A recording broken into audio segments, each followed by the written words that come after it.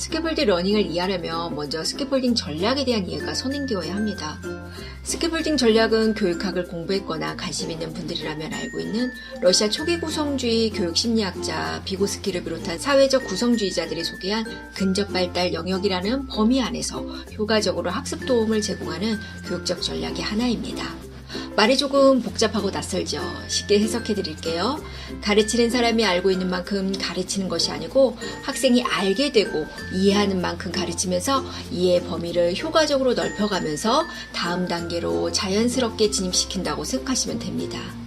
현재는 동서양 교육 선진국의 영재교육부터 시작해서 학생들이나 학부모들에게 잘 알려져 있는 플립러닝 그리고 기업교육의 현장까지 광범위하게 영향을 주고 있는 교육의 전략인데요. 기본적으로 인지능력과 언어적 능력의 큰 상관성을 기반으로 정립되고 발전해온 교육적 개념이어서 해당 능력이 강조되고 있는 21세기에 접어들면서 더 크게 주목받고 있죠.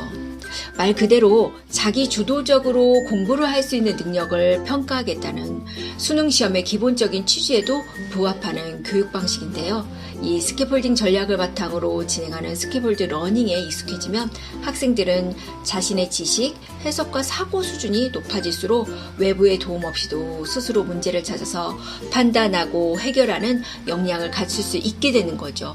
단순히 국어 과목에서 다루는 지식을 테스트하던 오래전 방식이 계속되고 있었다면 굳이 사용하지 않아도 되겠지만 요즘 같은 시험 환경에선 더 이상 선택의 문제가 아니에요. 우리나라 학원가에서는 수학이나 과학 그리고 영어 교육 일부에서 이미 활용되고 있고 점점 현장 적용 빈도도 높아지고 있는 추세인데요. 정작 스캐폴드 러닝이 절실하게 필요한 언어 교육 분야인 국어 쪽에서만 아직 구시대적인 방식으로 수업이 진행되는 게 부정할 수 없는 현실이기도 합니다.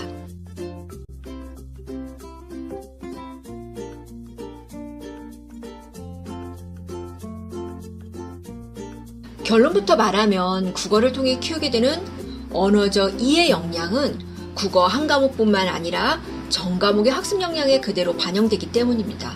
전 국어를 가르치는 사람들이 옛날처럼 관련 지식 전달에만 힘을 쏟을 게 아니라 국어 선생님이라면 당연히 인식하고 있어야 하는 또 하나의 의무라고 생각했으면 하는 게 있거든요. 국어에서 다루는 지식들의 전달 말고도 종합적이고 포괄적 언어적 이해 역량을 심어줘야 한다는 거죠. 사실 지식만 전달하고 이해시키려면 전통적인 방식의 강의 수업으로 충분합니다.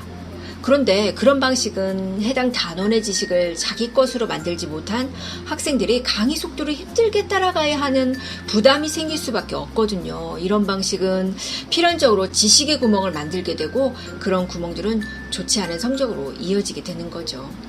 이런 생각들이 든 후부터 현장에서 교육적인 임상 과정을 거치면서 다듬어 오다 보니까 여기까지 왔네요.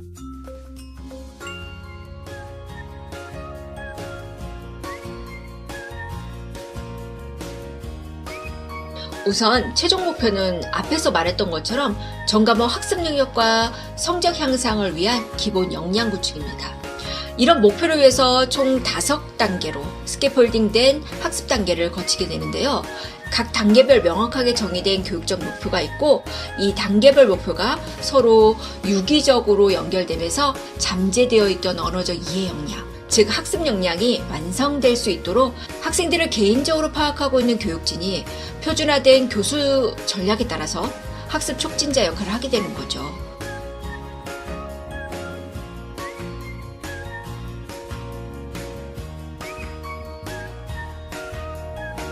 첫 번째, 모르고 있던 개념을 자신의 언어화를 통해 이해한다. 두 번째, 객관적으로 정립되어 있는 지식체계로 편입시켜 자유롭게 아웃풋할 수 있다. 그 다음은 낯선 지문을 통해 제시되는 새로운 질문의 본질을 찾아낸다. 네 번째, 기존 지식과 판단력을 활용해 합리적인 답을 발견하고 능동적으로 선택할 수 있다. 그 다음은 선택한 답을 문제가 요구하는 언어와 논리로 표현하는 일련의 과정을 체계화시킨다.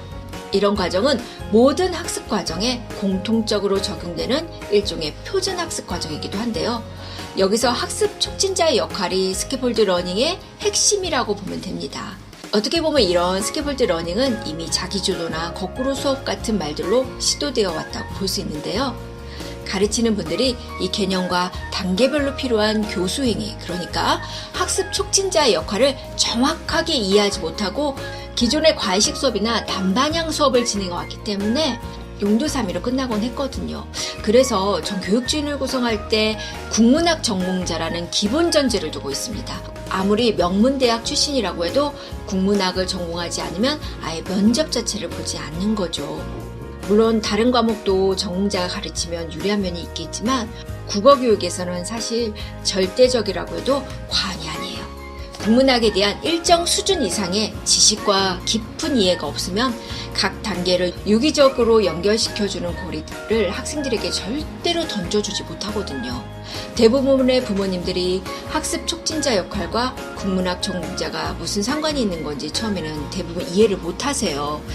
설명회나 교육 상담 시간을 이용해서 예를 들어가면서 하나씩 설명해 드리면 그때서야 아 하고 고개를 끄덕이시죠. 겉으로 보면 일반적인 국어학원의 교육 시스템과 크게 차이가 없어 보일 수도 있어요. 왜냐하면 서로 비슷한 교재나 같은 교과서를 사용하니까요.